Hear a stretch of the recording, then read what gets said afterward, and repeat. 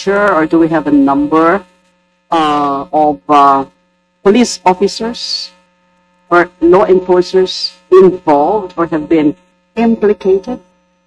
I don't have here the official document about the cases filed against those involved PNP personnel, but I believe the representatives from the PNP can answer the exact number of PNP personnel involved. Mr. Chair, can we have the answer of the PNP if they know the answer? I'm just curious about how many law enforcers are now being investigated or are supposedly linked to the case of the missing Cisneros.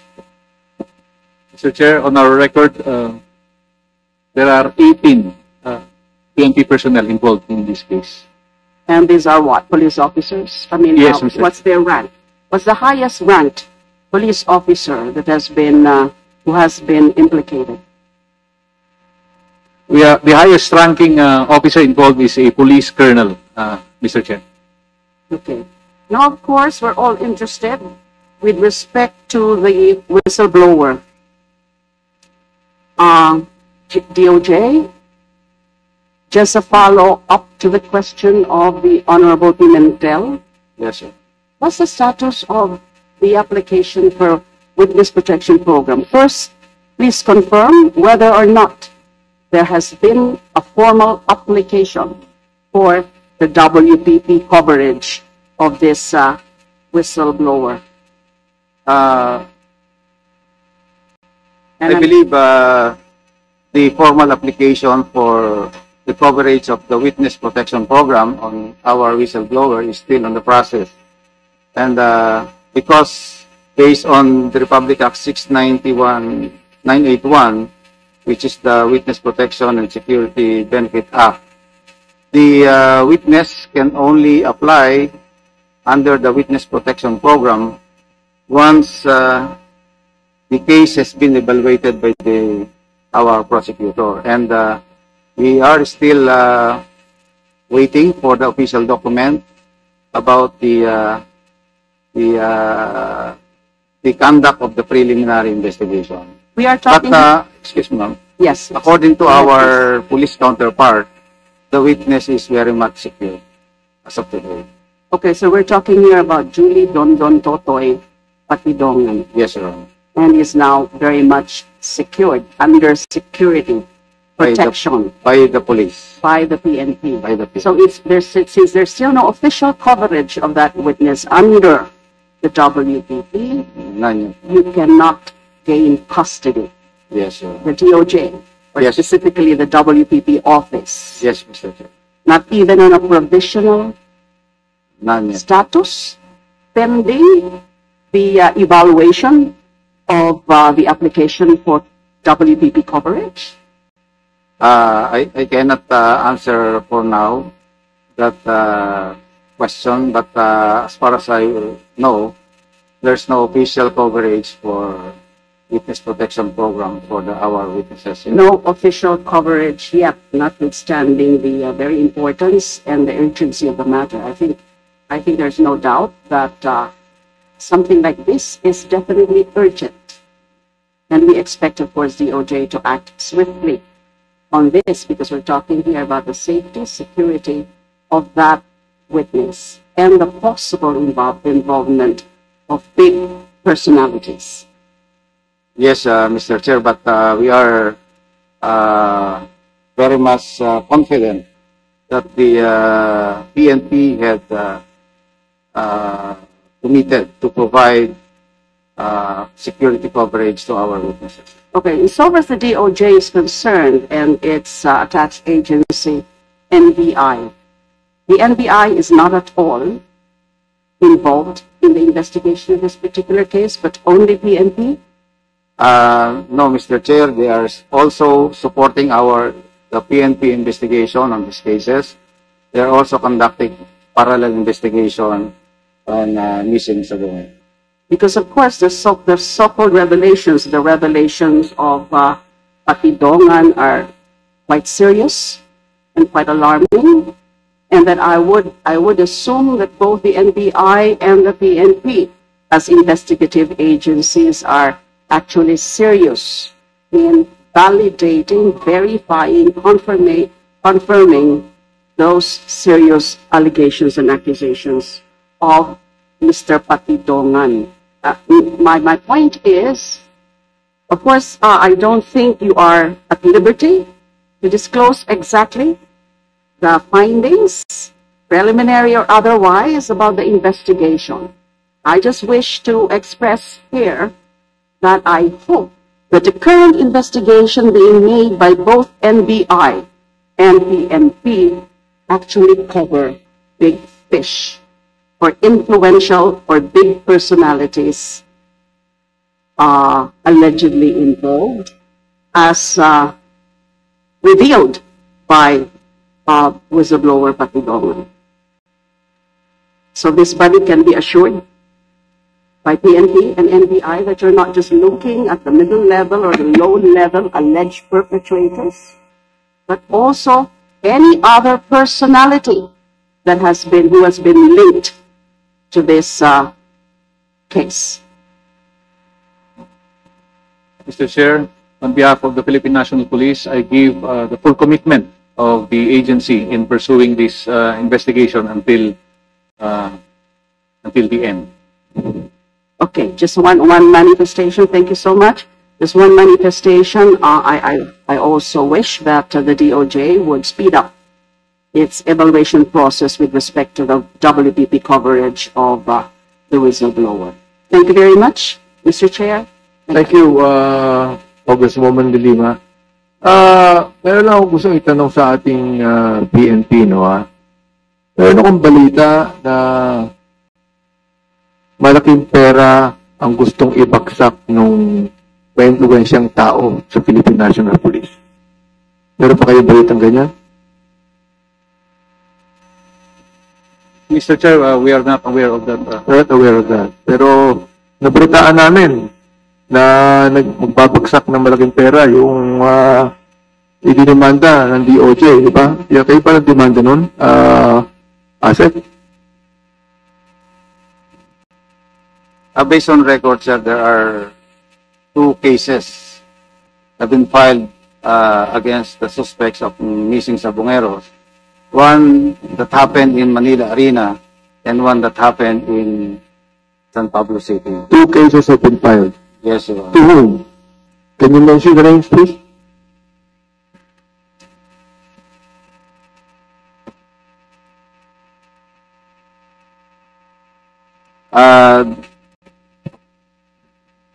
The CIDG had filed cases before in 2022 against Julie Patidongan, Mark Carlo Zabala, Virgilio Bayog, Roberto Matillano, Jonas Alingasa, and Johnny Consolacion. And this is the case of missing Sabongero that transpired in Manila Arena on January 13, 2022. What was the case filed against them? Kidnapping, Your Honor. So those, the whistleblowers right now have been filed kidnapping in Sabina. Si Patidongan, Yes, Your meron Honor. siyang kasong kidnapping? Yes, Your Honor. Until now. Until now. So therefore, with that, in line with the questioning of Congressman De Lima, you cannot, am I made to understand that you cannot put him in the witness protection program because of that case? They are now on bail, Mr. Chair, and they study on whether he is qualified to become a witness is now being studied by the DOJ. So they are not yet qualified to be a state witness. But the CIDG had considered him as a witness, although there have been cases of kidnapping against them.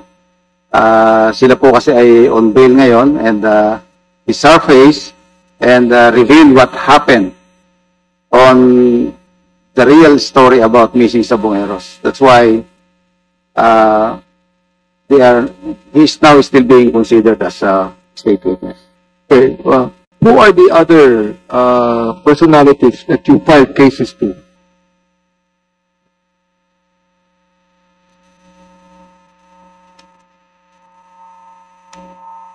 There are a group of policemen who are involved in the missing Sabongero that happened in San Pablo City, Your Honor.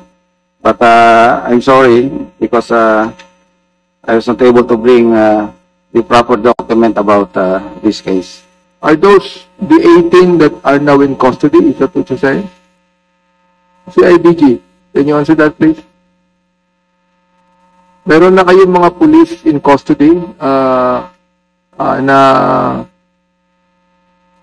kasama dyan sa missing Sabongero, di ba? They're not under our custody, Mr. Chair, but They're they're not under under preventive. Yes, they're under preventive suspension. They're placed under preventive So, suspension. therefore, the newspapers were wrong when they said that they're under custody. Yes, Mr. Chair. There was a difference between being in custody and being under protection. Preventive suspension, pala. In restricted custody, Mr. Chair, we have physical we have physical accounting on their bodies. In preventive suspension, sir, they're not performing the regular duties, hence they are because they have been suspended from work, but they are not under our restricted custody, Mr. Chair. So right now, what is the status of those 18 policemen that are under preventive suspension? They are they are still under active service, but they are they are under preventive suspension, Mr. Chair. Parang floating. Mr. Chair, I'm sorry. 6 of those 18 have already been dismissed from the service. They have been dismissed from the service. Yes, Mr. Chair. Are they still receiving salaries and remuneration? Sino sasagot niya? No, Mr. Chair. They're not receiving any more salaries. No, Mr. Chair. Kailan po sila na-dismiss? Because you were telling us that they were under preventive suspension pa until such time that somebody told you about them being dismissed. When were they dismissed? Mr. Chair, may I refer to the National Police Commission, sir? Go ahead, Attorney Carnisa. Yes, sir. Actually, there were 18 names, to clarify your question, Mr. Chair. There were 18 names filed, or at least implicated by alias Totoy. 18 what? 18 names of policemen. 18 names, okay. And Can you reveal those names to us in this committee? yes, Mr. Chair. Go ahead, will you please tell the name? The first one is Police Colonel Jacinto Rodriguez Malinaw. Second is Police Lieutenant Colonel Ryan J. Eliab Orapa. Third is Major Mark Philip Simborio Almedilla. Fourth is Police Lieutenant Henry Samar Sasaluya. Fifth is Police Executive Master Sergeant Aaron Ezra Lagahit Cabillan. Sixth is Chief Master Sergeant Arturo Opalia de la Cruz Jr. Seventh is Senior Master Sergeant Joey Natanawan Encarnacion. Eighth is Police Senior Master Sergeant Anderson Orozco Abari. Ninth is Police Senior Master Sergeant Mark Anthony Aguilo Manrique. 10th is Police Master Sergeant Michael Jaistin Claveria. 11th is Police Master Sergeant Renan Lagrosa Fulgencio. 12th is Police Staff Sergeant Alfredo Uy Andes. 13 is Police Staff Sergeant Edmond Hernandez Munoz. 14, Police Corporal Fabri Opalia de la Cruz. 15, Police Corporal Angel Joseph Pero Martin. 16 is Police Staff Sergeant Daryl Gaceta Paghangaan. 17th is Patrolman Rigel Sanggalang Brosas. 18th is Patrolman Roy Magdayo Navarrete. Since not all of them